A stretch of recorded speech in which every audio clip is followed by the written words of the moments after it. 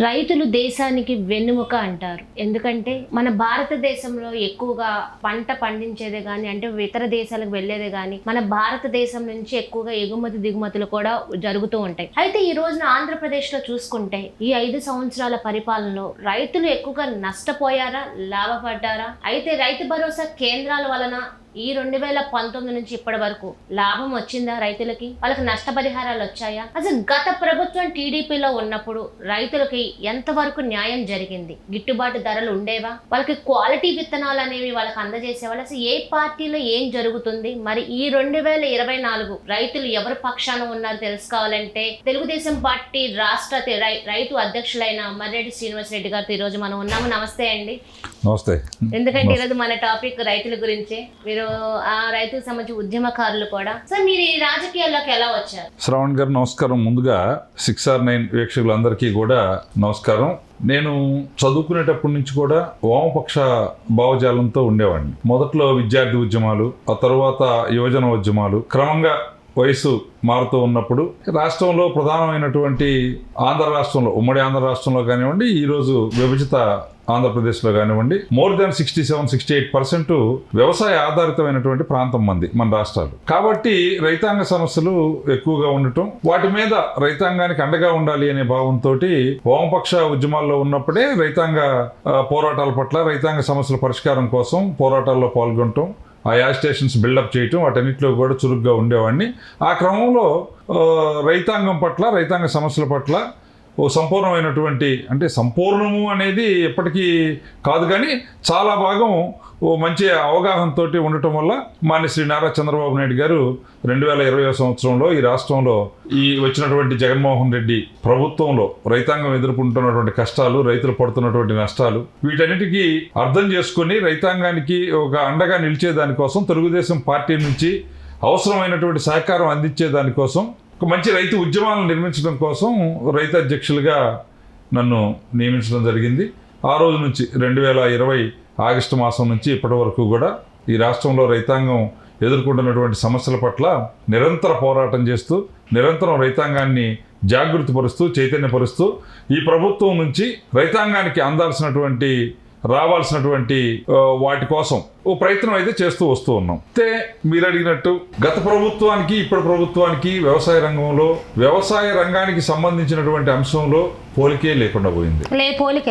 పోలికే లేకుండా పోయింది. 2014 నుంచి 2019 వరకు విభజిత ఆంధ్రప్రదేశ్ 16,000 కోట్ల రూపాయల లోటు బడ్జెట్ తోటి రాష్ట్ర బడ్జెట్ విభజన చేసుకుని వచ్చినటువంటి రాష్ట్రంలో రైతాంగాన్ని ఆదుకోవాలి, అంటే రైతుని రాజుగా చూడాలి అనేటువంటి మహాసంకల్పంతో ఆనాటి ముఖ్యమంత్రి మాన్య శ్రీ నారా చంద్రబాబు నాయుడు గారు రైతు రుణమాఫీ దగ్గర నుంచి భూమికి భూసార పరీక్షలు నిర్వహించి ఏ ధాతు లోపమైతే ఉందో ఆ ధాతువుల్ని 50% సబ్సిడీకి, 70% సబ్సిడీకి, అనంతర కాలంలో ఉచితంగా కూడా రైతాంగానికి, అంటే ఫస్ట్ బాడీ టెస్ట్ ఏ విధంగా అయితే ఉంటుందో ఆ రకంగా సాయిల్ టెస్ట్ నిర్వహించి రాష్ట్రం మొత్తం భూముల్ని 3 కేటగిరీలుగా చేసి మొత్తం భూముల యొక్క సారాన్ని పరీక్షించి ఏ ధాతువు లోపం ఉందో, జింకు, జిప్సం, బోరాన్, ఇలాంటి ఈ ధాతువులన్నింటినీ కూడా ఉచితంగా రైతాంగానికి అందించి రైతుల్ని ఊరికే గ్రామం నుంచి ట్రాక్టర్ పంపిస్తే అక్కడ హమాలీల కూలితో సహా ప్రభుత్వమే పెట్టుకొని ఆ ధాతువులు మొత్తం రైతాంగానికి చేర్చిన చరిత్ర చంద్రబాబు నాయుడు గారు. ఈ రోజు ప్రభుత్వంలో అసలు ఆ సూక్ష్మ ధాతువులే లేవు. ఏ అగ్రికల్చర్ ఆఫీసులో కూడా వాటికి సంబంధించి గుప్పెడంటే గుప్పెడు ఆ రోజు 1000 టన్నులు రైతాంగానికి సప్లై చేస్తే ఈ రోజు అసలు భూసార పరీక్షలే లేవు, ఎక్కడా లేవు. రైతు భరోసా కేంద్రాలు ఉన్నాయి దేనికి? రైతు భరోసా కేంద్రాలు కాదు అసలు, వాస్తవానికి రైతు భక్షక కేంద్రాలు. రైతు భరోసా కేంద్రం కాదు, అది రైతు భక్షక కేంద్రం. అది సర్వరోగ నివారణ. జగన్మోహన్ రెడ్డికి వ్యవసాయంలో దేని గురించి మాట్లాడినా ఆర్బీకే చెప్తాడు. దాని గురించి మాట్లాడుకుందాం వివరంగా, ఆర్బీకే గురించి చెప్తాను. గత ప్రభుత్వానికి ఈ ప్రభుత్వానికి ఉన్న పోలికలు, తేడాలు చెప్తాను. మొదటిగా వ్యవసాయానికి కావాల్సింది భూసార పరీక్ష. భూసార పరీక్ష అయిన తర్వాత రెండవది భూమి దుక్కి దున్నటం. అంటే వీడు బారినటువంటి భూములను సైతం దుక్కి దున్ని సదును చేసి వ్యవసాయానికి అనుగుణంగా మార్చడం కోసం అవసరమైన యంత్రాలు, యంత్ర పరికరాలు ఆ రోజు మాన్యశ్రీ నారా చంద్రబాబు నాయుడు గారు రైతు రథం పేరుతోటి 22,000 ట్రాక్టర్లు ఈ రాష్ట్రంలో రైతాంగానికి సబ్సిడీ మీద అందించి భూములు సదును చేసుకోవడానికి అవకాశం కల్పించారు. జగన్మోహన్ రెడ్డి వచ్చిన తర్వాత పేరుకి ఎగ్జిబిషన్ పెట్టాడు ఒకసారి, ఒక 600 ట్రాక్టర్లు గుంటూరులో. అంతకు మినహా 3,000 ఇస్తున్నాం అన్నాడు, 600 కనపడ్డాయి. ఆ 600 కూడా నడితే కానీ కదిలే ట్రాక్టర్లు కాని పరిస్థితి. అవి ఎక్కడ తెచ్చాడో కూడా తెలియదు, అవి ఎవరికి ఇచ్చాడో తెలియదు. రైతులకు ఇవ్వకుండా ఏదో గ్రూపులకి ఇస్తున్నాం అని చెప్పేసి పెట్టాడు. ఆ గ్రూపులకి తీసుకుపోయి ఆ గ్రూపుల వాళ్ళు ఏ రైతుకి ఇచ్చారో, ఏ భూమి దున్నారో ఎక్కడా కూడా దాఖలాలు లేనటువంటి పరిస్థితి. రెండో అంశం అది. మూడవది, అక్కడ భూమి దుక్కి దున్నుకున్న తర్వాత విత్తనం పెట్టుకోవాలి. ఈ రాష్ట్రంలో నాణ్యమైనటువంటి విత్తనాలను తయారు చేయడానికి, వంగడాలను అభివృద్ధి చేయడానికి కావాల్సినటువంటి వ్యవసాయ పరిశోధన క్షేత్రాలు ఏమైతే ఉన్నాయో వాటిని మొత్తాన్ని Jaganmohan Reddy and company real estate వ్యాపారాలకు మరల్చుకునేటువంటి ప్రయత్నం చేసింది. మెడికల్ కాలేజీలు అనే పేరుతోటి కొంత భూములు ఆక్రమించేసి అటు అనకాపల్లిలో కానివ్వండి, ఇటు మచిలీపట్నం కానివ్వండి, నంద్యాల కానివ్వండి, ఏదైతే వ్యవసాయ పరిశోధన క్షేత్రాలు ఉన్నాయో వాటికి సంబంధించిన భూములను కూడా ప్రభుత్వం వేరే వాటికి మళ్లింపు చేసి దాంట్లో నుంచి వైసీపీ కార్యకర్తలు రియల్ ఎస్టేట్ దందాలు చేసుకున్నటువంటి పరిస్థితి. ఆ రోజు నాణ్యమైన విత్తనాలు ఇచ్చాం. ఈ రోజు మనం చూస్తున్నాం వైసీపీ ఎంపీలు, వైసీపీలో పెద్ద స్థాయి నాయకులుగా ఉండేవాళ్ళు విత్తన కంపెనీలు పెట్టేసి ఈ రోజు నాణ్యత లేని విత్తనాలు, నకిలీ విత్తనాలు సప్లై చేయటం వల్ల లక్షలాది ఎకరాల్లో పంట నాశనం అయిపోతా ఉంది. రైతు ఒక విధంగా కాదు, పంట పెట్టకపోతే పెట్టందే నష్టం, పెట్టిన తర్వాత దుక్కి దున్ని విత్తనం వేసి దాన్ని సేద్యాలు చేసి మందులు పెట్టి పంట దశకొచ్చిన తర్వాత తీరా చూస్తే పంట లేకుండా పోతా ఉంది విత్తనాలు నకిలీ కావటాన్ని. అక్కడ రైతు తీవ్రంగా నష్టపోతా ఉన్నాడు. దాని మీద ఈ రాష్ట్రంలో ఒక్క చర్య లేదు. అదే తెలుగుదేశం ప్రభుత్వ హయాంలో నాణ్యమైనటువంటి విత్తనాలు సరఫరా చేశారు. నాణ్యమైన విత్తనాలు ఇవ్వడం వల్ల నాణ్యమైనటువంటి దిగుబడులు వచ్చింది, అధిక దిగుబడి వచ్చింది, నాణ్యమైన దిగుబడి వచ్చింది, మంచి పంటల పండిని, రైతాంగం అంతా కూడా హ్యాపీగా ఉన్నారు. రెండో విషయంలోకి వచ్చినప్పుడు ఫెయిల్ జగన్మోహన్ రెడ్డి. మూడోది, దాని తర్వాత నీరు ప్రాణాధారం, నీరు కావాలి. ఈ రోజు మనం చూస్తున్నాం గత 5 సంవత్సరాల్లో చంద్రబాబు నాయుడు గారు 68,000 కోట్ల రూపాయలు కేటాయింపులు చేసి ఈ రాష్ట్రంలో ప్రాధాన్యత క్రమంలో 23 ప్రాజెక్టులు పూర్తి చేయటం, ఉన్నటువంటి 32 లక్షల ఎకరాల అప్పటికే ఉన్నటువంటి సాగునీటి వ్యవస్థను స్థిరీకరించడం, అదనంగా 7 లక్షల ఎకరాల భూములకి నీటి వ్యవస్థను కల్పించేటువంటి ప్రయత్నం అంతా కూడా ఆ రోజు చంద్రబాబు నాయుడు గారి ప్రభుత్వ హయాంలో జరిగింది. ఈ రోజు జగన్మోహన్ రెడ్డి అధికారంలోకి వచ్చిన తర్వాత 1 ఎకరాకి అదనంగా నీళ్లు ఇచ్చిన దాఖలాలు లేవు. 1 ఎకరాకి పైగా ఉన్న వాటిలోనే కుదింపు జరిగిపోయింది. ఇలా ప్రధానంగా రాయలసీమ పెట్టినని చెప్పేటువంటి జగన్మోహన్ రెడ్డి రాయలసీమకు ప్రాణాధారమైనటువంటి హంద్రీనీవా, గాలేరు నగరి, లేకుంటే తెలుగు గంగ, ఈ ప్రాజెక్టులు, కేసీ కెనాల్, ఈ 4 కాలువలకు సంబంధించినటువంటి దాంట్లో ఆధునికీకరణ చేస్తానని చెప్పి ఎక్కడా కూడా తట్టమట్టి తీసింది లేదు. మోరడు దూరం లైనింగ్ చేసినటువంటి దాఖలాలు లేవు. దాంట్లో కేవలం గుత్తేదారుల కోసం, వాళ్ళ కాంట్రాక్టర్లని లబ్ధిపరచడం కోసం అవసరం లేని దగ్గర అదో ఇదో పనులు చేయించి 1,000 కోట్ల రూపాయలు దండుకున్నారు. అది కూడా ఎంత? ఆ రోజు చంద్రబాబు నాయుడు గారు రాయలసీమకి 22,000 కోట్ల రూపాయలు ఖర్చు పెడితే ఈయన వచ్చిన తర్వాత ఈ 5 సంవత్సరాలు, ఇంకో 2 మాసాలు ఉంటే ఈ 5 సంవత్సరాలు ఆయన ఖర్చు పెట్టింది 8,000 కోట్లు. ఈ 8,000 కోట్లు కూడా ఎవరి కోసం? Peddireddy Ramachandra Reddy, PLR company, Peddireddy Lakshma Reddy company కోసం, వాళ్ళ కాంట్రాక్ట్లు ఇవ్వడం కోసం అవి పెట్టారు తప్పించి వాటిలో నుంచి ఎక్కడ నీళ్లు వచ్చింది లేదు. నీళ్లు వచ్చే దగ్గర వాటిని ఖర్చు పెట్టినటువంటిది లేదు. రెండవది, రాయలసీమకి ఎత్తిపోతల పథకం పెట్టేసి ఎక్కడి నుంచో నీళ్లు తెచ్చి పాతాళగంగ నుంచి పోస్తానని చెప్పి దాంట్లో తెచ్చినటువంటి డబ్బుల్ని అంటే అడ్వాన్సుల కింద కాంట్రాక్టర్లకు ఇచ్చారు.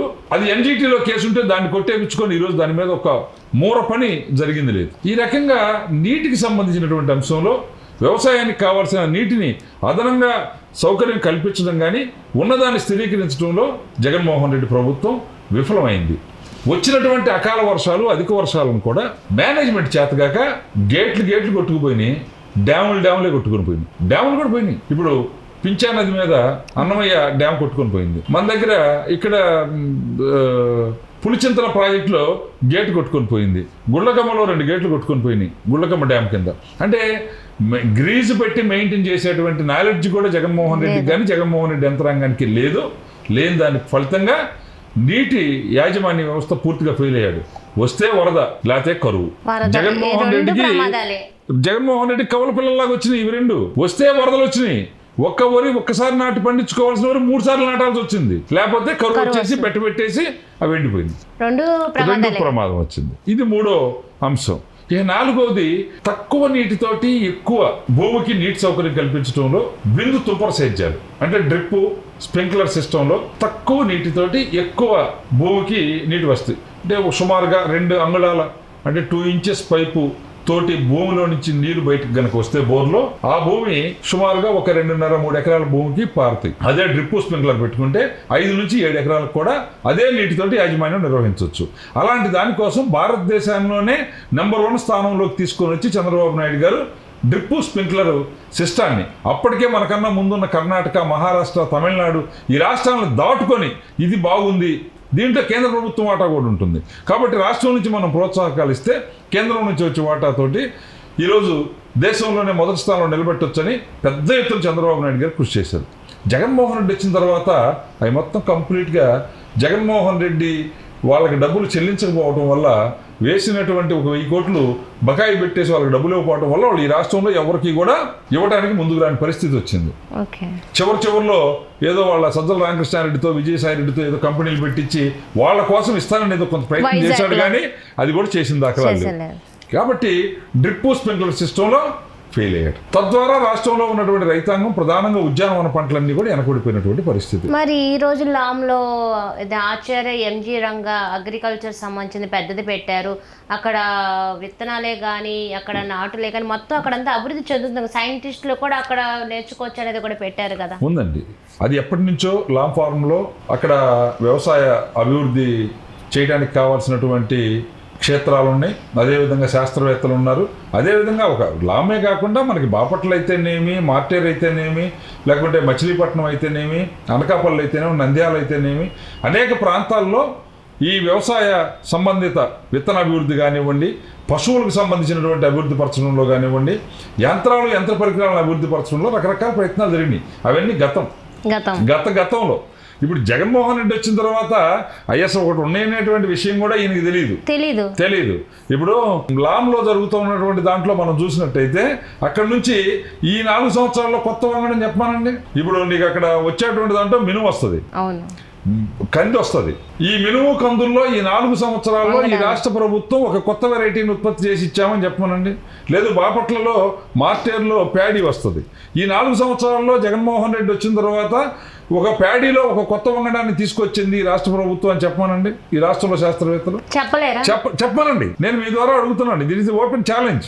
ఈ 4.5 సంవత్సరాల కాలంలో ఒక్క వంగడాన్ని వీళ్ళు అభివృద్ధి చేసినట్టు చెప్పమనండి. అది కాదు. నేను అడుగుతున్నా, ఈ రాష్ట్రంలో మిరప రైతులు 5 లక్షల ఎకరాల్లో మిరప పంట వేస్తారు. మిరప పంట వేసే రైతు తన కుటుంబం పిల్ల జల్ల ఇల్లు వాకిలి కోరుతోటి, దగ్గుతోటి, మంటతోటి, కారంతో గడుపుతుంటారు.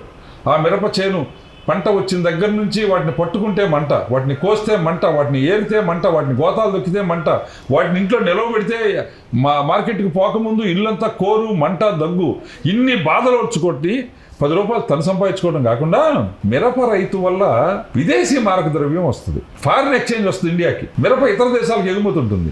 ఎగుమతి అయినప్పుడు వాళ్ళు ఫారిన్ ఎక్స్చేంజ్ ఇస్తారు మనకి. ఈ రాష్ట్ర కేంద్ర ప్రభుత్వాలకి, దేశానికి, రాష్ట్రానికి విదేశీ మారక ద్రవ్యాన్ని సంపాదించి పెట్టేటువంటి పంట మిరప పంట. అలాంటి మిరప పంటలో గత 2 సంవత్సరాలు, ఇప్పుడు 2 క్రాపులు అయిపోయి ఇది 3వ క్రాపు, ఇది నడుస్తుంది. కాబట్టి అంటే గత 3 సీజన్ల నుంచి కూడా ఒక కొత్త రకమైనటువంటి సమస్య వచ్చింది. నల్లి అనేటువంటిది, తామర అనేటువంటి నల్లి తామర వచ్చి మిరప పంట నష్టపోతా ఉంది. అసలు రాష్ట్ర ప్రభుత్వం 5 లక్షల ఎకరాల్లో పంట పెట్టిన రైతులు అగమ్య గోచరమైన స్థితిలో గెలిపారు. మరి ప్రభుత్వం ఏం చేయలేదు. అప్పుడు ఎకరాకి 1,00,000 నుంచి 1,20,000 ఖర్చు పెట్టిన తర్వాత ఇది వచ్చింది. అంటే పూత దశలోకి వచ్చిన తర్వాత పిందె ఏర్పడేటప్పుడు వచ్చింది. అప్పటికి ఒక మిరప తోటకి ఎకరాకి 1,00,000 రూపాయల నుంచి 1,20,000 ఖర్చు అవుతాయి. ఆ దశలో వచ్చి నష్టపోతే 5 లక్షల ఎకరాలు, 5 లక్షల ఎకరా 5,000 కోట్ల రూపాయలు రైతులు డబ్బులు దాని మీద ఇన్వెస్ట్ చేశారు. దీంట్లో 60% కౌలు రైతులు, అదనంగా వాళ్ళు మరో 30,000 ఎకరాకి, అంటే వాళ్ళు మరొక 1,500-1,600 కోట్లు అంటే మొత్తం టోటల్గా 7,000 కోట్ల రూపాయలు ఒక్కొక్క సంవత్సరం గత 3 సంవత్సరాలుగా కూడా రైతులు ఇన్వెస్ట్ చేసిన తర్వాత ఒక నష్టానికి ఒక భయానికి గురవుతా ఉన్న పరిస్థితి. 7,000 కోట్లు 21,000 కోట్లు 3 సంవత్సరాల మీద. ఈ 21,000 కోట్లలో తిరిగి వచ్చింది ఎంతమందికి? కొంత మిగులుతుంది. 5 లక్షల ఎకరాల్లో ఏదో కొంత 1 లక్ష ఎకరాలు, 50,000 ఎకరాలు, 70,000 ఎకరాల్లో పంట మిగులుతూ ఉంది. మిగతాదంతా కూడా క్వింటా 2 క్వింటాలు కాపు వచ్చేసి పోతా ఉంది. వీళ్ళంతా తీవ్రంగా నష్టపోతా ఉన్నారు. నేనేం అడుగుతున్నానంటే, ఇన్ని మాటలు చెప్పే జగన్మోహన్ రెడ్డి, రైతు కాంగ్రెస్ పార్టీ అని చెప్పే జగన్మోహన్ రెడ్డి, ఒక్క శాస్త్రవేత్తల బృందాన్ని మిరప పంటలు పండించే ప్రాంతంలో ఒక్క వారం రోజులు పర్యటింపజేసి దీనికి కారణం ఏంటి, ఇది ఉంచుకోవచ్చా తీసేయాలా? ఇక్కడ దుర్మార్గం ఏంటంటే, శ్రావణి గారు పంట పెట్టాడు, ₹1,00,000 ఖర్చు అయిపోయినాయి, తెగులు వచ్చేసింది, పురుగు వచ్చేసింది. రైతు ఏం ఆలోచిస్తాడంటే, ₹1,00,000 ఖర్చు పెట్టాను కదా, ఇంకొక 10,000 ఖర్చు పెడితే ఏమన్నా ఇది తిప్పుకుంటుందేమో, ఇక్కడ మనం దక్కించుకోవచ్చేమో అని ఆరాటపడతాడు. ఆ 10 అయిన తర్వాత 1,10,000 అయింది కదా, ఇంకొక 5, ఇంకొక 10. ఇది ఎవరు చెప్పిన మందులు తెచ్చి కొడుతున్నాడు? ఏ శాస్త్రవేత్త అన్నా వచ్చి అడ్వైజ్ ఇస్తున్నాడా? ఏ అగ్రికల్చర్ ఆఫీసర్ అన్నా వచ్చి అడ్వైజ్ ఇస్తున్నాడా? నువ్వు ఊర్లో ఆర్బీకే కేంద్రం పెట్టావు, వ్యవసాయ శాఖకు సంబంధించిన అసిస్టెంట్లను పెట్టావు, వాడెవడన్నా పొలం పోయి చెప్పాడా? అంటే పేరుకే ఇవన్నీ ఉన్నాయి. కానీ నీకు రైతు పక్క రైతు తెచ్చి పెట్టాను, నేను నరసరాపేటలో తెచ్చాను, నేను చిలకలూరుపేటలో తెచ్చాను, నేను నందిగామలో తెచ్చాను, నేను జగ్గీపేటలో తెచ్చానని చెప్పి ఒక రైతు చెప్తే ఆ షాపుకి వీళ్ళందరూ పోయి తెస్తా ఉన్నారు. ఆ మందు ఏంటో కూడా ఆ రైతుకు తెలియదు, కానీ తెచ్చి కొడతా ఉన్నాడు.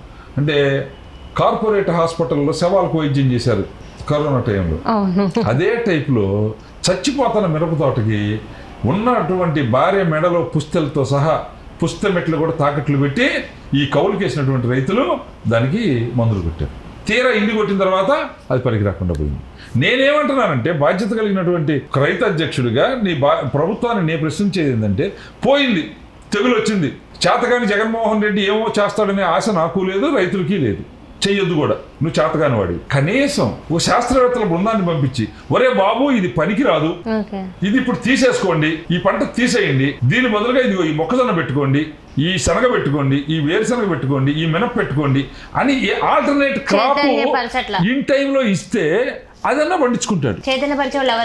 అది లేదు కదా, అది ఎంత దుర్మార్గం, అది లేదు కదా. ఇది ప్రధానమైనటువంటి, అంటే పంట నష్టం వచ్చినప్పుడు లేదు ప్రభుత్వం రావాలి, నీ మినిస్టర్లు నీ యంత్రాంగం అంతా దిగిపోయి, ఇంత విపత్తు కదా, 7,000 కోట్ల రూపాయలు రైతాంగం నష్టపోతా ఉన్నారు, విపత్తు వచ్చింది, నువ్వు వెళ్ళి గ్రామంలోకి. ఇప్పుడు నీకు ఆర్బీకే కేంద్రం ఉంది, ప్రతి ఊర్లో ఆర్బీకే 10,778 ఆర్బీకే కేంద్రాలు ఉన్నాయి ఈ రాష్ట్రంలో. ఉన్నటువంటి 13,000 గ్రామ పంచాయతీల్లో నువ్వు 10,778 ఆర్బీకే కేంద్రాలు పెట్టానని చెప్తున్నావు గొప్పగా.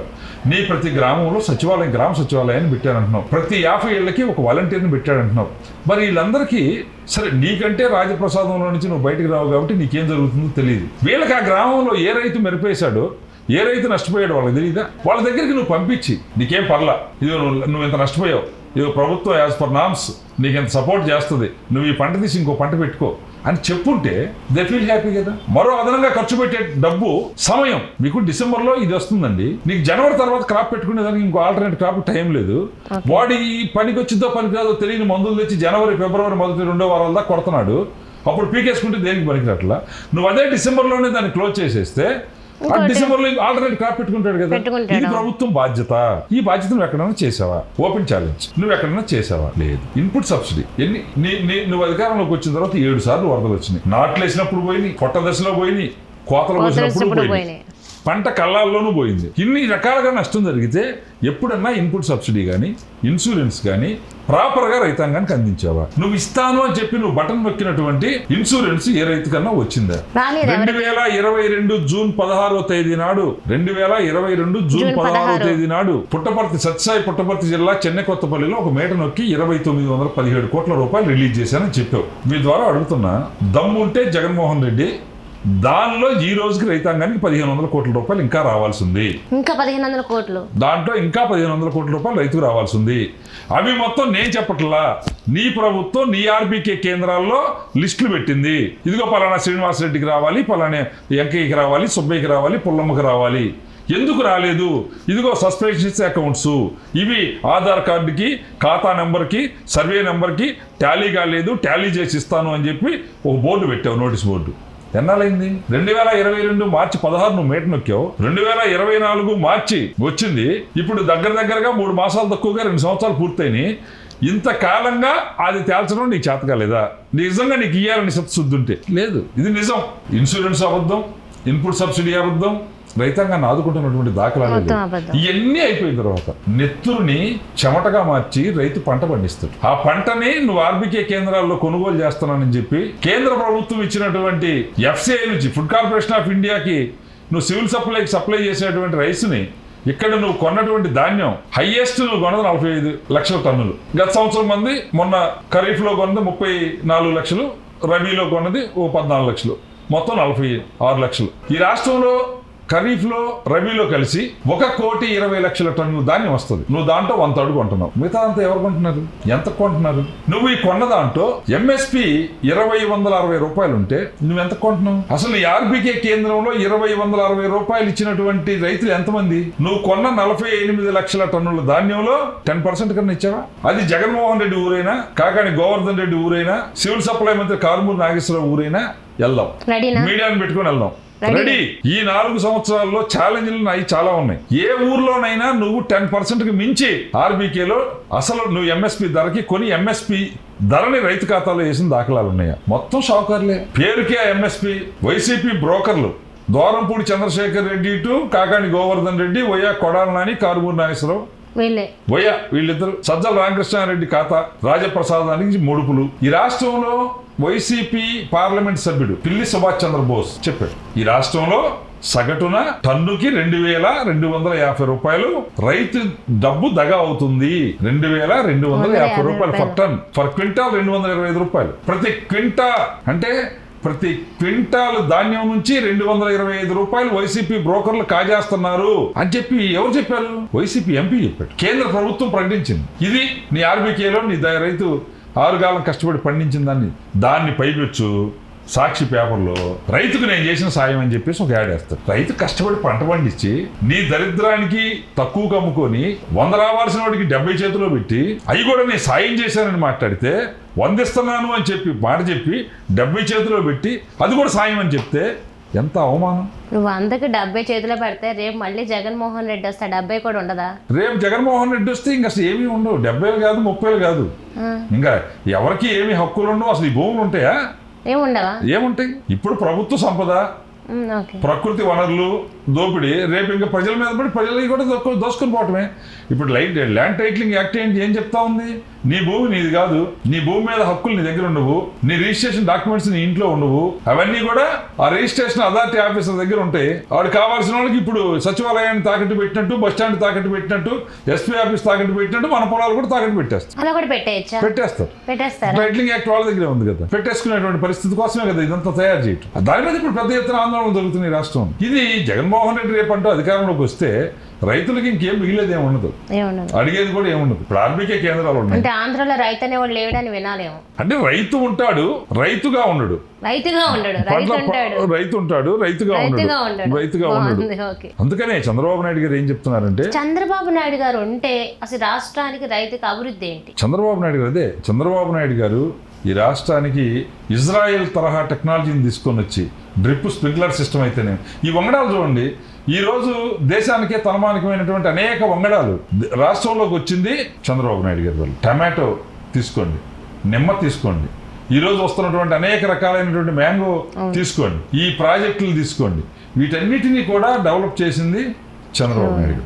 తైవాన్ స్ప్రేయర్లు ఎవరండి తీసుకొచ్చింది ఈ రాష్ట్రంలోకి? గన్నుతోటి పంపు కొట్టుకునేటువంటి దానికి, పెద్ద పవర్ స్ప్రేయర్ కొట్టుకొని చేసుకునేదానికి తైవాన్ గన్స్ తీసుకొని వచ్చి టెక్నాలజీని వ్యవసాయ రంగంలో కూడా అనేక రూపాల్లో టెక్నాలజీని అందుబాటులోకి తీసుకొని వచ్చి వ్యవసాయాన్ని సర్వతోముఖ అభివృద్ధి చేశారు. తక్కువ టైంలో ఎక్కువ రిజల్ట్ ఓరియంటెడ్. ఇప్పుడు ఒక్కటి కాదు, చంద్రబాబు నాయుడు గారు ఉంటే మార్కెట్ యార్డ్లు ఏ విధంగా అభివృద్ధి జరుగుతాయి, రవాణా సౌకర్యం ఏ విధంగా ఉంటుంది. ఆ రోజు ఫార్మర్ దగ్గర నుంచి ఫార్మర్ సెక్యూరిటీ చంద్రబాబు నాయుడు గారి జయం, రైతు రక్షణ కోసం చట్టాలు తీసుకొని రావటం. అందుకని చంద్రబాబు నాయుడు గారు ఏమంటారు, వ్యవసాయం నిలవాలి, రైతు గెలవాలి. రైతు గెలవాలి. చంద్రబాబు అంటే అసలు వర్షాలు ఉండవని అంటారు. అవి పిచ్చి మాటలండి. ప్రకృతి ఏంటంటే, చంద్రబాబు నాయుడు గారు ఉన్నప్పుడు వర్షాలు లేకుండా ఏడున్నాయి. ప్రకృతి ఏమిటంటే, కొన్ని వచ్చినటువంటి ఈ ఎల్నోసు రకరకాలైనటువంటి ఇప్పుడు వస్తున్నటువంటి వీటన్నిటి వల్ల కొంత ప్రకృతి వినాశనం జరిగింది. ఈ అధిక వర్షాలు, అకాల వర్షాలు, అసలు వర్షాలు లేకపోవటం, పర్వతాలు ఇప్పుడు ధృవాలు సైతం కరిగిపోయి సముద్రంలో నీటి మట్టాలు పెరగటం ఇవన్నీ కూడా చంద్రబాబు గారేనా ఈ ప్రపంచం మొత్తానికి కారణం. పిచ్చి మాట కానీ అది ప్రకృతి సంబంధించినటువంటి అంశాలు. దాంట్లో ఇప్పుడు గత 20-21 సంవత్సరాల్లో వచ్చినటువంటి ఈ కోవిడ్ కారణంగా ఏమైందంటే అంతా ఎక్కడ ఫ్యాక్టరీలు ఎక్కడ మూతపడ్డాయి, ఎక్కడ కార్లు ఎక్కడ ఆగిపోయినాయి, ఎక్కడ ఏసీలు ఎక్కడ బంద్ అయిపోయినాయి, అన్ని కూడా ఎక్కడిదక్కడ ప్రకృతి మళ్ళీ తిరిగి చిగురించింది. ఈ క్రమంలో ఏమైంది, కొంత వాతావరణ సమతుల్యత వచ్చింది. దానివల్ల కొన్ని వర్షాలు అధికంగా పడ్డాయి. ఇప్పుడు చంద్రబాబు నాయుడు గారు వచ్చినప్పుడు వర్షాలు లేకపోతే ఉద్దు ఎక్కడి నుంచి వచ్చింది, తిత్లీ ఎక్కడి నుంచి వచ్చింది, తుఫాన్ వర్షాలు లేకుండా ఎందుకుంటే కాకపోతే మన తీర ప్రాంతం more than 900 kilometres coastal area ఉన్న ప్రాంతం సహజంగా వస్తాయి మనకి. జగన్మోహన్ రెడ్డి ఉన్నా, చంద్రబాబు నాయుడు గారు ఉన్నా, ఇంకో పుల్లయ్య ఉన్నా, ఎల్లయ్య ఉన్నా కామన్ ప్రకృతి వస్తూ ఉంటాయి. అయితే వాటిని వచ్చినప్పుడు ఎవరు ఎలా స్పందిస్తున్నారు అనేది లెక్క. ఆ రోజు తుఫాన్ వస్తే చంద్రబాబు నాయుడు గారు ఉద్దు అయితే తిత్లీ అయితే బస్సులో పడుకొని ఊరు అదే ప్లేస్ లో పడుకొని అధికారులని మొత్తం దించి పనిచేయాలి. నాయకులే ప్రభుత్వం. జగన్మోహన్ రెడ్డి టైంలో వస్తే ఈయన బయటికే రాడు, అధికారులే బయటకు రారు, అసలు మేనేజ్మెంటే ఉండదు, మొత్తం నాశనం అయిపోయిన తర్వాత ఇప్పుడు గడ్డం గ్యాంగ్ అతను చెప్తున్నాడు కదా, తుఫాన్ వచ్చినప్పుడు లోకేష్ బాబు మేము పర్యటనకి వెళ్తే తుఫాన్ రాగానే పోతే అట్ట అంటున్నాడు. అంటే ఎండాకాలం పోవాలి కావాల, తుఫాన్ వచ్చినప్పుడే పోతే అట్ట తెలిసింది అంటాడు. 10 రోజులు ఆగిన తర్వాత పోతే ఇప్పుడేముంది కాబట్టి వచ్చారంటాడు. అంటే ఇట్లాంటి మాటలతోటి కాలం చేసుకోవడం తప్పించి వాళ్ళు ఎక్కడ చేస్తున్నటువంటి దాఖలాలు లేవు. మీరు రైతు ఉద్యమకారుడు అని అంటారు. ఈ రైతుకు సంబంధించి రాష్ట్రం అంతా పార్టీలు తీసేయండి, దేని మీద ఎక్కువ పోరాడారు? మొత్తం మార్కెట్ ఇష్యూ ప్రధానమైన ఇష్యూ కింద వస్తూ ఉంది మనం పోరాడాల్సిన వాటిలో. అంటే ఇరిగేషన్కి సంబంధించింది కూడా టైలాండ్స్కి నీటి సమస్య వస్తూ ఉంది. అంటే ప్రభుత్వం వాటన్నిటిని నిర్వహణ వ్యవస్థ వాటిని మేనేజ్ చేయడంలో వైఫల్యాల వల్ల చివరి భూములకి నీటి సమస్యలు వస్తూ ఉంటాయి. వాటి కోసం పోరాటాలు చేశాం. పంటని అమ్ముకోవటానికి, అమ్మినటువంటి పంటకి డబ్బులు తెచ్చుకోవడానికి అనేక దఫాలుగా పోరాటాలు చేశాం. పంట నష్టపోయినప్పుడు నష్టపరిహారాల కోసం పోరాటం చేశాం. ఈ రాష్ట్రంలో పెద్ద ఎత్తున ఇప్పుడు రైతు పోరని పెద్ద ఎత్తున వేలాది మందితోటి సభలు జరిపాం. మోటార్లకి మీటర్లు బిగించేటువంటి దానికి వ్యతిరేకంగా రైతాంగానికి అండగా వేలాది మందితోటి, ఒక రకంగా చెప్పాలంటే లక్షలాది మందికి ఆ వాయిస్ని తీసుకొని పోయి జనాన్ని కదిలిచ్చి సభలు జరిపాం. ఈ రాష్ట్రంలో 4-5 మీటింగ్లు పెద్ద ఎత్తున. ఈ విషయాలన్నింటిలో ఎక్కడ ఇష్యూ వస్తే అక్కడికల్లా పోయాం. గోదావరి, కృష్ణా, పెన్నా బేసిన్లో ఎక్కడ సమస్య వస్తే అక్కడికంతా కూడా పోయాం. గోదావరి ప్రధానంగా 2వ పంటకి నీళ్లు వచ్చినప్పుడు చివరిలో నీళ్లు లేకపోతే నీటి కోసం తిరిగాం. వంశధార నాగావళి అనుసంధానం కోసం ఉత్తరాంధ్ర సుజల సవంతిని కంప్లీట్ చేయడం కోసం జగన్మోహన్ రెడ్డి ప్రభుత్వం మీద ఒత్తిడి తీసుకురావడం కోసం తిరిగాం. అంటే ఒక రకంగా చెప్పాలంటే ఇరిగేషన్ సమస్యలు, మార్కెట్ సమస్యలు, పంట నష్టపరిహారాలు, ఈ కల్తీ విత్తనాలకు వ్యతిరేకంగా కర్నూలు ప్రాంతంలో పత్తి విత్తనాలని నంద్యాల ఎంపీగా ఉండేటువంటి బ్రహ్మానంద రెడ్డి గారు కల్తీ విత్తన కంపెనీలు ఆయన తయారు చేసి ఇచ్చేస్తే ఈ ప్రభుత్వానికి వ్యతిరేకంగా పెద్ద పోరాటాలు చేసాం. ఈ కొంత ప్రభుత్వాల్లో అంటే ఈ కదలికేం లేదు కానీ ఈ ప్రజల్లో చైతన్యం తీసుకురావడానికి ఉపయోగపడింది. మరి ఇంత పోరాటం చేశారు. మరి అమరావతి రాజధాని చూసుకుంటే మంచి పంట పండే నల్లటి భూమి, దాన్ని 1500 ఎకరాలు చాలు అని పవన్ కళ్యాణ్ అన్నారు. మరి 33,000 కోట్లు, అది 33,000 ఎకరాల సంబంధించిన భూమిని తీసుకొని ఆ పంట భూమిని మొత్తం అలా చేయడం మరి ఎంతవరకు కరెక్ట్? వాస్తవానికి ఏమంటే అండి, ఈ 1500 ఎకరాలు ఎందుకు, 2 బిల్డింగులు కట్టుకోవడానికి 20 ఎకరాలు కూడా సరిపోతుంది. అంటే ఆయా సందర్భాల్లో అనేవి మాట్లాడేవి కాదు. కానీ నేనేమంటానంటే ఆ రోజు ప్రపంచంలో ఇప్పుడు వస్తున్నటువంటి మార్పులు, ప్రపంచం మారుతున్న తీరు, వస్తున్న టెక్నాలజీసు, వీటన్నిటినీ అందిపుచ్చుకొని ముందుకు పోవటానికి ఎక్కడా కూడా ఎప్పుడు కూడా చరిత్ర మొత్తం రామాయణ మహాభారత ఇతిహాసాల నుంచి కూడా రాజధాని అనేటువంటి దాని యొక్క బలం మీదనే ఆ దేశం యొక్క నాగరికత, ఆ దేశం యొక్క సిరి సంపదలు, ఆ దేశం యొక్క అభివృద్ధి, అన్ని అంశాలు కూడా ఆ రాజధాని చూసే చెప్తారు.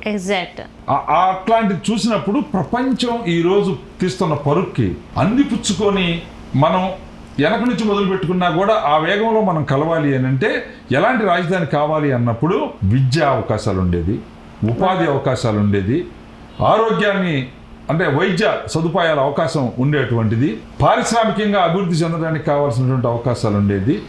ఈ రకంగా నగరాలు నిర్మిస్తే కానీ ఈ వేగాన్ని అందిపుచ్చుకునేటువంటి దానికి అవకాశం లేదు అన్నారు. దీన్ని సాక్షాత్తు ఆనాటి ప్రతిపక్ష నాయకుడు జగన్మోహన్ రెడ్డి, మీరు ఎక్కడన్నా రాజధాని పెట్టండి, కనీసం 30,000 ఎకరాల భూమి ఉండే ప్రాంతంలో పెట్టమని చెప్పి ఆ రోజు అతను అసెంబ్లీలో సాక్షాత్తు మాట్లాడినటువంటి పరిస్థితి ఈ రోజుకి వీడియోస్ ఉంది. కానీ మనకి 50,000 ఎకరాల భూమి 33,000 ఎకరాలు రైతాంగం ఇచ్చారు. ఇంకా అదనంగా ఫారెస్ట్ ల్యాండ్స్ అయితేనేమి, ప్రభుత్వ భూములు అయితేనేమి, మొత్తం 50,000 ఎకరాలు అందుబాటులో ఉంది. అందుకనే ప్రపంచం గర్వించే రాజధానిని మనం ఇలా కట్టాలి అనేటువంటిది ఆ రోజు చంద్రబాబు నాయుడు గారి సంకల్పం. దానికి విస్తృత ప్రజానీకం కూడా మద్దతు ఇచ్చారు. ఈరోజు సెంటు భూమి కోసం, గజం భూమి కోసం, అడుగు భూమి కోసం అన్నదమ్ములు తన్నుకొని వస్తారు. అలాంటిది 33,000 ఎకరాల భూమిని రైతు తన బంధాన్ని వదులుకొని ఇచ్చారు అంటే ఎంత విశ్వాసం, ఎంత నమ్మకం, ఎంత బాధ్యత వాళ్ళకు కూడా. ఈ రాష్ట్రం పట్ల వాళ్ళు కూడా ఎంత బాధ్యతగా వ్యవహరించి మా భూమిని త్యాగం చేద్దాం ఈ రాష్ట్ర అభివృద్ధి కోసం అని చెప్పేసి ఇచ్చారు. అందుకని 3 పంటలు పండుతాయి, 2 పంటలు పండుతాయి అనేటువంటిది కాదు. కానీ మంచి భూములు అయితేనే నువ్వు ఉండటానికి వీలైతే. ఇప్పుడు అలా కాకుండా ఏ దొనకొండలోనో లేకపోతే వేరే ప్రాంతాల్లోనో పెట్టాలంటున్నారు.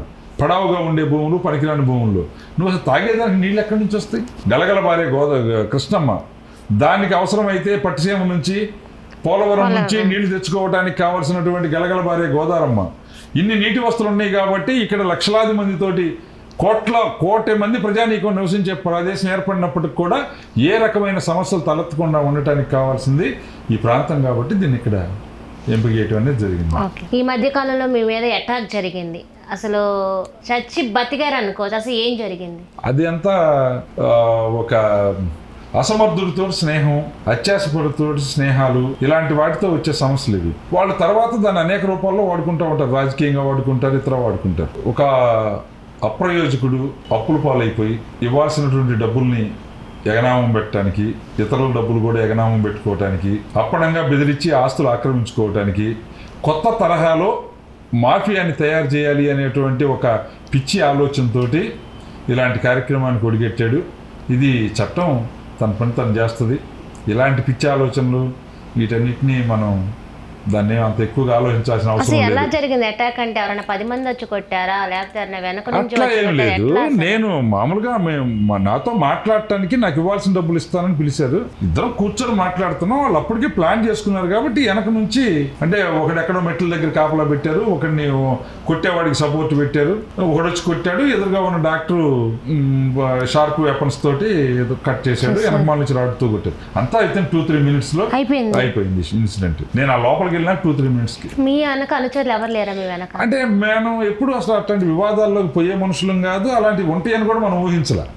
అంటే వాస్తవానికి అలాంతటి కక్షలు కూడా ఏమైనా ఉండే పరిస్థితి కూడా కాదు. ఒక స్వార్థపరుడు, ఒక అయోగ్యుడు, ఒక కుట్ర, ఒక అసమర్థుడు చేసుకున్న కుట్ర ఇది. ఇట్స్ ప్యూర్లీ ఏంటంటే కుట్ర కోణం.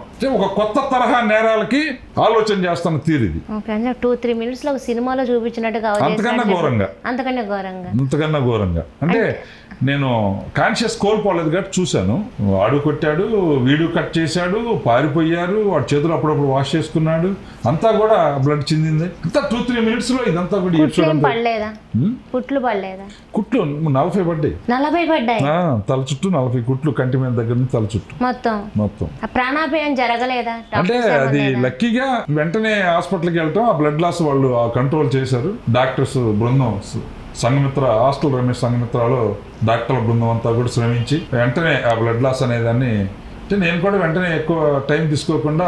ఎవరు తీసుకెళ్లారు అంటే అక్కడ నేను ఆ దాడి జరిగినప్పుడు నా కోసం వేరే వాళ్ళు వచ్చున్నారు. వాళ్ళు నేను అక్కడికి ఆ టయానికి వస్తానని చెప్పున్నాను. కాకపోతే వాళ్ళు ఏంటంటే కొంచెం ఈ దాడి అయిపోతుండగా వచ్చారు. వాళ్ళని చూసి పారిపోయారు. ఎర్రబోలు చంద్రశేఖర్ రెడ్డి అని చెప్పేసి అని అతను అక్కడికి వచ్చాడు. అతను చూసి వీళ్ళు పారిపోయారు. అతను ఆ కార్ డ్రైవరు ఇద్దరు కలిసి నన్ను ఇంకా తీసుకెళ్లారు. వాళ్ళు రావడం లక్ అంతే. ప్రాణదాతలే వాళ్ళు. మరి దీని మీద కేసు ఏమైనా నడుస్తుంది కానీ ఇప్పుడు జగన్మోహన్ రెడ్డి ప్రభుత్వంలో ఇప్పుడు రైతు అధ్యక్షుడి మీద దాడి కాబట్టి వాళ్ళకి కావాల్సినంత సపోర్ట్ వచ్చింది ప్రభుత్వం నుంచి. పోలీస్ అధికారులు కూడా ఒకళ్ళని అరెస్ట్ చేశారు, ఇంకొకళ్ళు అరెస్ట్ కూడా చేయకుండా కాలయాపన చేస్తా ఉన్నారు. అంటే వాళ్ళకి జగన్మోహన్ రెడ్డి సపోర్ట్ ఉందా? జగన్మోహన్ రెడ్డి దాకా ఏముంటది కానీ ఆ ప్రభుత్వానికి సంబంధించినటువంటి వాళ్ళు ఎవరో ఒకళ్ళు ఉంటారు. మరి ఇప్పుడు మీరు బయటికి వెళ్తున్నప్పుడు జాగ్రత్తగా ఉంటున్నారా? అంత అవసరం అవసరం ఏముందండి, లేదా? ఇవన్నీ ఏదో ఒక అయోగ్యులతోటి ఏముంటాయింది, అంత జాగ్రత్తలు అంత భయం మనకు అవసరం. ఓకే, ఏదో జరిగింది అయిపోయింది, చట్టం తన పని తను చేస్తుంది. మరి ఇప్పుడు ఇలా జరిగితేనే మీరు అంటే పార్టీ పరంగా తీసేస్తే మరి ప్రభుత్వం వాళ్ళు ఎవరో ఒకరు సపోర్ట్ ఉన్నారని అంటున్నారు. మరి ఈ ఎలక్షన్ చూసుకుంటే ఒకళ్ళు సిద్ధం అంటున్నారు, ఇంకొకరు యుద్ధం అంటున్నారు. మరి కలియుగ మహాభారతం స్టార్ట్ అయ్యే విధంగా ఉంది ఈ ఎలక్షన్, నిజమే అంటారా? అంటే వాస్తవానికి ఏంటంటే జగన్మోహన్ రెడ్డి అకృత్యాలతోటి దౌర్జన్యాలతోటి ఎన్నికలు చేయాలనే ఆలోచనతోటే ఉన్నాడు. దానికోసం ఇప్పుడు దాకా ఈ రాష్ట్రంలో 2019లో జనరల్ ఎలక్షన్స్ జరిగినాయి, అసెంబ్లీ ఎన్నికలు, పార్లమెంట్ ఎన్నికలు అయిపోయింది. తర్వాత వచ్చిన మండలాలు కానివ్వండి, అంటే ఎంపీటీసీలు, జడ్పీటీసీలు, సర్పంచులు, మున్సిపాలిటీలు, అంటే లోకల్ బాడీ ఎలక్షన్స్ ఏవి కూడా ఎలక్షన్స్ ఎక్కడ జరిగినాయి? జగన్మోహన్ రెడ్డి పోలీసు యంత్రాంగాన్ని, రెవెన్యూ యంత్రాంగాన్ని పెట్టి ఎలక్షన్ చేసుకున్నాడు. మీరు ఇక్కడ రెండు విషయాలు గమనించాలి. జగన్మోహన్ రెడ్డి ఇంకా భ్రమలో బతుకుతున్నాడు. ఆ రోజు ప్రభుత్వం ఉంది కాబట్టి పోలీసు, రెవెన్యూ అతనికి సహకరించారు. అంటే అక్కడ వ్యక్తుల వల్ల గెలవలేదు. అసలు వైసీపీ వాళ్ళు కూడా ఎవరు ఎలక్షన్ చేయలేదు అక్కడ. ఇప్పుడు జగన్మోహన్ రెడ్డి భ్రమలో ఉన్నాడు, ఏమో జరిగిద్దని. రేపటి నాడు ఎన్నికల కమిషన్ చేతుల్లోకి అధికారాలు, పవర్స్ ట్రాన్స్ఫర్ అయిపోయిన తర్వాత నీకు పోలీసు సహకరించరు, రెవెన్యూ సహకరించరు. నువ్వు చేసిన అకృత్యాలకి, అన్యాయాలకి, రాజకీయ వ్యవస్థను భ్రష్టు పట్టించిన తిరిగి నీ వైసీపీ క్యాడర్ సహకరించరు, వైసీపీ క్యాడర్ కూడా సహకరించరు. ఈ రాష్ట్రంలో రేపు ఎన్నికలే లేవు, కురుక్షేత్రం లేదు, మహాభారతం లేదు. జగన్మోహన్ రెడ్డి అనేవాడు ఎలక్షనే చేయలేడు. వారు వన్ సైడ్. జగన్మోహన్ రెడ్డి ఎలక్షనే చేయలేడు. డబ్బులు ఇప్పుడు ప్రభుత్వం నిన్న చూసాం, 15 లక్షల మంది అని చెప్తున్నాడు. ఆడు వచ్చింది అంతా 1,70,000 మంది, 1,60,000 మంది. ఈ 1,60,000 మందిని ఎంత లెక్క నుంచి తెచ్చారు? తమిళనాడు, కర్ణాటక నుంచి కూడా తీసుకొచ్చారు. తమిళనాడు, కర్ణాటక నుంచి 2800 ఆర్టీసీ బస్సులను దుర్వినియోగం చేశారు, వ్యవస్థను దుర్వినియోగం చేశారు.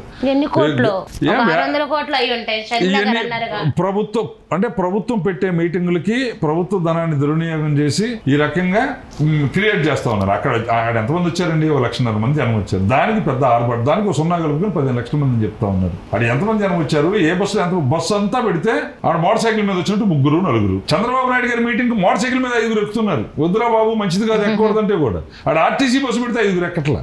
దాంట్లో 5 గాను మళ్ళీ 30 పలావు పొట్లాలు, మళ్ళీ కేసు మందు, మళ్ళీ మనిషికి ఇంతని డబ్బు, ఇంత కేటాయింపులు చేసి జరుపుకుంటా ఉన్నారు. ఇదంతా కూడా ఈ రోజు తనకేదో ఉందని చెప్పుకోవడానికి చేస్తున్న చర్యలు తప్పించి, మీకు ఒక మాట చెప్తాను శ్రావణ్ గారు, తహసీల్దార్ ఇంట్లో కుక్క చేస్తే ఊరు మొత్తం పోయి చూస్తారు. తహసీల్దార్ చేస్తే ఎవడు వాడు. ఇవాళ జగన్మోహన్ రెడ్డి దగ్గర అధికారం ఉంది కాబట్టి ఈ యంత్రాంగం అంతా పనిచేసి ఆ జనాలను పోగేస్తా ఉంది. ఆ వచ్చిన జనాన్ని అయినా రేపొద్దున జనరల్ ఎలక్షన్లు వచ్చిన తర్వాత సాధారణ ఎన్నికల్లో జగన్మోహన్ రెడ్డి దగ్గర అధికారం ఉండదు కాబట్టి అసలు ఇవాళ పోగేసినాడు కూడా రేపు పోవడానికి. ఇవాళ ఎవడైతే పోగేసే పని చేస్తున్నాడో వాడు కూడా వెళ్ళడు రేపు అక్కడికి. ఇది వాస్తవం. మీరు చూడండి, ఈ రాష్ట్రంలో ఎన్నికలు లేవు, వారు వన్ సైడు. జగన్మోహన్ రెడ్డిదంతా ప్రచార ఆర్భాటం. ఇది రేపు ఊరికనే గాలిలో దూది పింజలాగా తేలిపోద్ది. ఎందుకంటే పులివెందుల వరకు ఉన్న ఫ్యాక్షనిజం కాస్త ఈరోజు 175 నియోజకవర్గంలో కోర్టు తర్వాత రన్ అవ్వచ్చు, రక్తపాతం జరగచ్చు అని కూడా అంటున్నారు. అంటే అది జగన్మోహన్ రెడ్డి కోరికల అన్ని అమలు జరగవుగా. చాలా మందికి చాలా కోరికలు ఉంటాయి. ఆ కోరికలన్నీ తీరవు. అతని కోరిక అది. కానీ ఈరోజు తెలుగుదేశం పార్టీ వచ్చిన తర్వాత మీరు గమనిస్తే ఫ్యాక్షన్ పోయింది. చంద్రబాబు నాయుడు గారు ఉక్కుపాదంతో అంచానని చెప్పట్లా, అభివృద్ధి చేసి చూపించాడు. ఫ్యాక్షన్ దరిద్రంలో నుంచి వచ్చింది. ఇప్పుడు నా మీద దాడి ఎవడు చేశాడు? దరిద్రుడు చేశాడు. అప్పులు పాలైపోయి అప్పులు తీర్చుకోలేక ఆస్తులు లాక్కోవడానికి, అప్పులు ఎగ్గొట్టడానికి నా మీద ఒక దరిద్రుడు దాడి చేశాడు. వాడి శుభ్రంగా పోతే నా మీద దాడి చేసేవాడు కాదు. ఆ వస్తుంటే అలానే రాయలసీమలో ఫ్యాక్షన్ ఉంది అంటే కారణం ఏంటంటే నీటి వసతి లేక, కరువు కాటకాలతోటి అంతా కూడా విజృంభించిన ప్రాంతం కాబట్టి ఆ దరిద్రంలో ఎవడు తిండి పెడతానన్నా, ఎవడు 10 రూపాయలు డబ్బులు ఇస్తానన్నా, ఆశ్రమం కల్పిస్తానన్నా ఫ్యాక్షన్కి పోయారు, తగాదలకు పోయారు. తెలుగుదేశం పార్టీ వచ్చి తెలుగు గంగ పెట్టిన తర్వాత, హంద్రీనివాద్ వచ్చిన తర్వాత, గాలేరు నగరి నీటి వసతి కల్పించిన తర్వాత, తాగునీరు, సాగునీరు కల్పించిన తర్వాత, బోరు వసతి కల్పించిన తర్వాత, విద్యుత్ ఆర్స్పోర్కి 50 రూపాయలు చొప్పున విద్యుత్ సౌకర్యం కల్పించిన తర్వాత, అనేక రూపాల్లో ప్రజలు పనిచేసుకుని డబ్బు సంపాదించుకుని అది వచ్చి చంద్రబాబు నాయుడు గారు వచ్చిన తర్వాత టెక్నాలజీని అభివృద్ధి చేసి ఇంజనీరింగ్ సెక్టర్ తీసుకొని వచ్చి ఐటీ విప్లవాన్ని తీసుకొచ్చిన తర్వాత ఆ పిల్లలందరూ కూడా తల్లిదండ్రులు కష్టపడి పనిచేసుకుని పంటలు పండించి పిల్లలందరూ చదువుకొని బెంగళూరు, హైదరాబాద్, చెన్నైలో ఉద్యోగాలు చేసుకునే పోయినాక ఎక్కడుంది ఫ్యాక్షన్?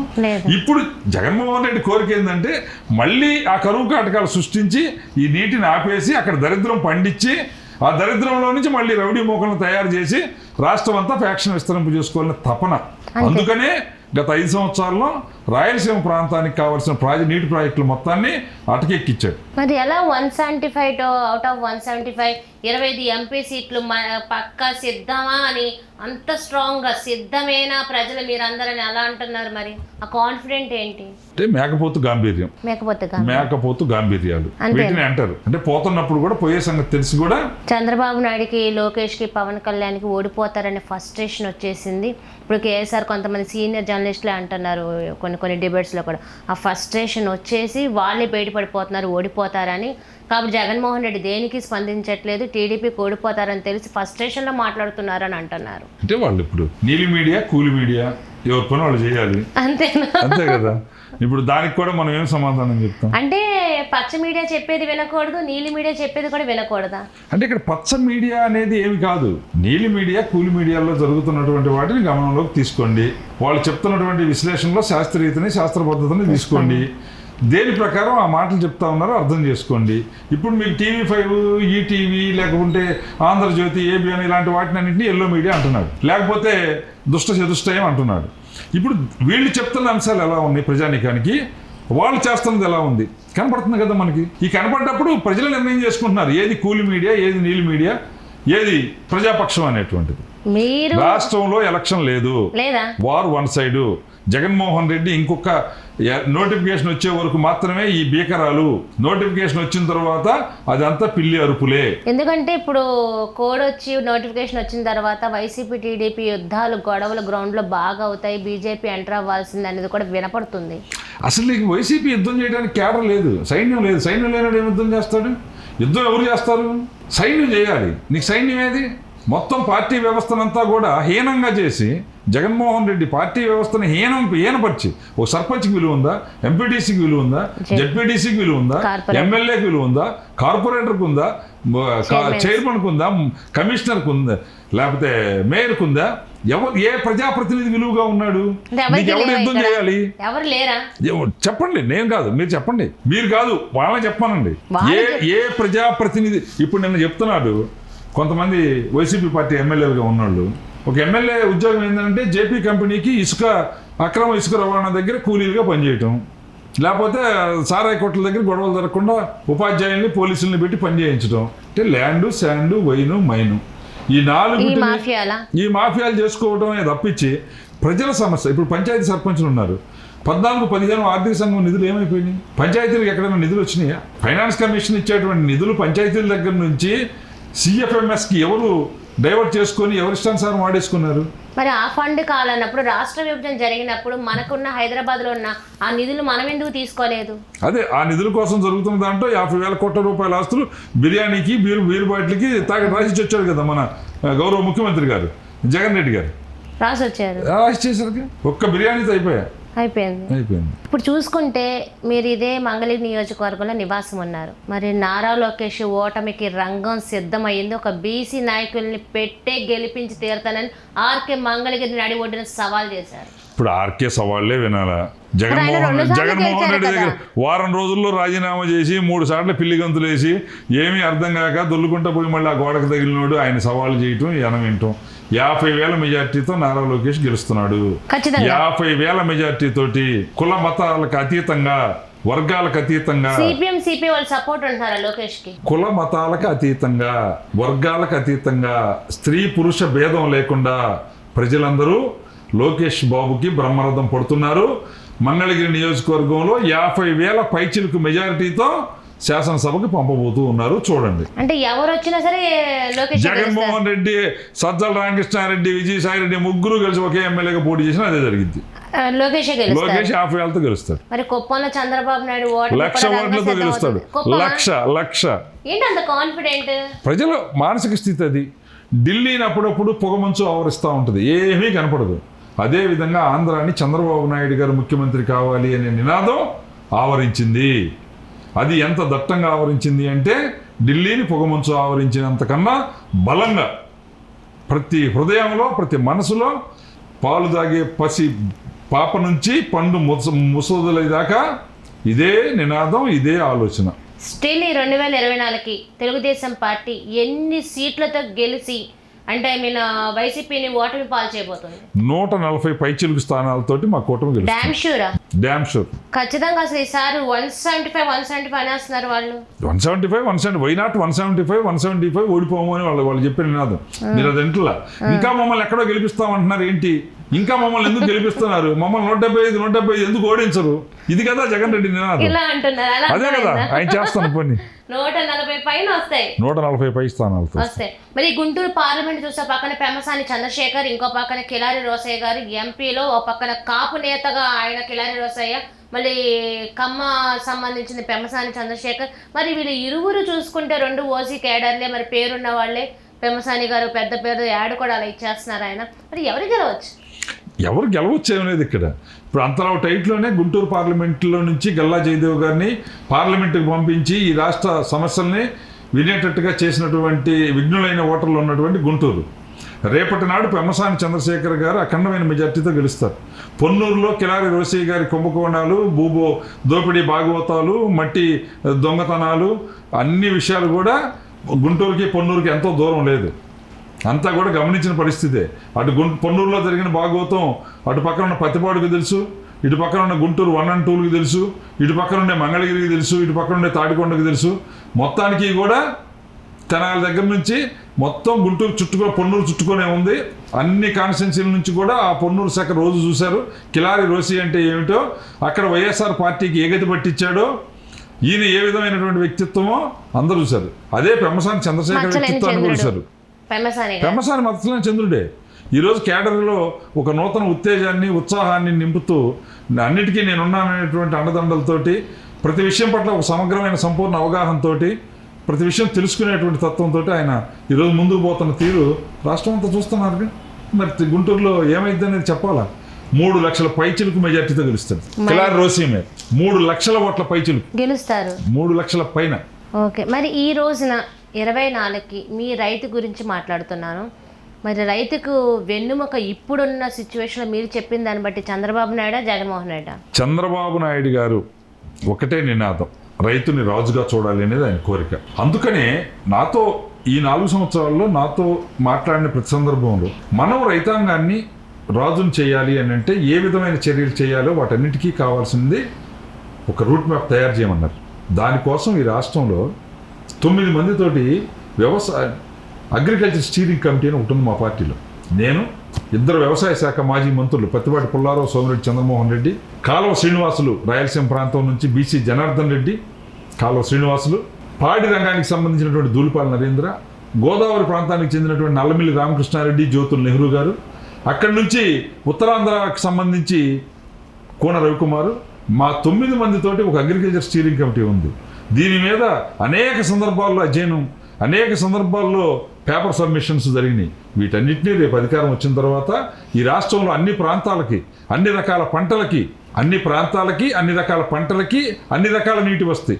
అంటే నదీ జలాలు, వాగులు, వంకలపైన జలాలు, భూగర్భ జలాలు, వీటన్నిటిని సద్వినియోగంలోకి తేవటం గురించి అన్ని రూపాల్లో కూడా సమగ్రమైనటువంటి అవగాహన, ఆలోచన చంద్రబాబు నాయుడు గారి దగ్గర ఉంది. రేపు అధికారంలోకి వచ్చిన తర్వాత ఫస్ట్ ప్రయారిటీ కింద వ్యవసాయ రంగాన్ని, రైతాంగాన్ని తీసుకొని మంచి స్థానంలో నిలబెట్టే దానికోసం ప్రయత్నం చేస్తారు. చూశారు కదా, ఇప్పుడు రైతుకు వెన్నుముక ఎవరైతే ఉంటే రైతే భారతదేశానికి వెన్నుముక అనేది విన్నాం. కానీ ఇప్పుడున్న ఆంధ్రప్రదేశ్కి మాత్రం వెన్నుముక అయితే చంద్రబాబు నాయుడు రావాల్సిందేనని, ఇప్పుడున్న ప్రభుత్వంలో అసలు నష్టాలు ఏ రకంగా జరిగింది, రైతు ఎలా నష్టపోయాడు, ప్రకృతి వైపరీత్యాల వల్ల ఎలా నష్టం జరిగింది, దానికి ప్రభుత్వం ఎలా ఉండాలి, ఇప్పుడు డెవలప్మెంట్ ఎలా ఉండాలి, ఇప్పుడు అగ్రికల్చర్ టెక్నికల్గా ఎలా డెవలప్ చేయాలన్నా, విజనరీ చూపించాలన్న ఒక చంద్రబాబు నాయుడు వస్తేనే రేపటిన్న రైతుకి భవిష్యత్తు ఉండే, రైతు అనే వాడు కూడా ఉండేది కూడా ఇక్కడే ఉంటాడు. అంటే ఉండాలంటే రైతు ఇలాగే చంద్రబాబు వల్లే జరుగుతుంది అన్నారు. మళ్ళీ నెక్స్ట్ చూసుకుంటే ఈ ఎలక్షన్స్ 2024కి war 1 side win. Telugudesam party 140 సీట్లు పైచిలుకు ఖచ్చితంగా విన్ అవుతుంది. నారా లోకేష్ 50,000 మెజారిటీతో ఇక్కడ ఖచ్చితంగా గెలవడం ఖాయం. జగన్మోహన్ రెడ్డి, సజ్జల, విజయసాయి రెడ్డి ఎవరు వచ్చి ఇక్కడ పోటీ చేసినా నారా లోకేష్ విన్ అయితే ఖాయం. కుప్పం కూడా అదే విధంగా చెప్తున్నారు. పెమ్మసాని చంద్రశేఖర్ కూడా 3 లక్షల పైచిలుకుతో కూడా ఇక్కడ గెలుపు అందడం ఖాయం అంటారు. మరి విజయం అనేది ఆల్రెడీ వివరణ చెప్పిన దాంట్లోనే అర్థమైపోయింది. మరి చూద్దాం 2024కి విజయం టీడీపీనా, వైసీపీనా, మరి యుద్ధానికి సిద్ధమైతే అందరు రెడీగా ఉన్నారు. ఇది మరింటర్వ్యూ మిస్ రావని మిమ్మల్ని మళ్ళీ కలిసి అందరూ సెలవు. నమస్కారం.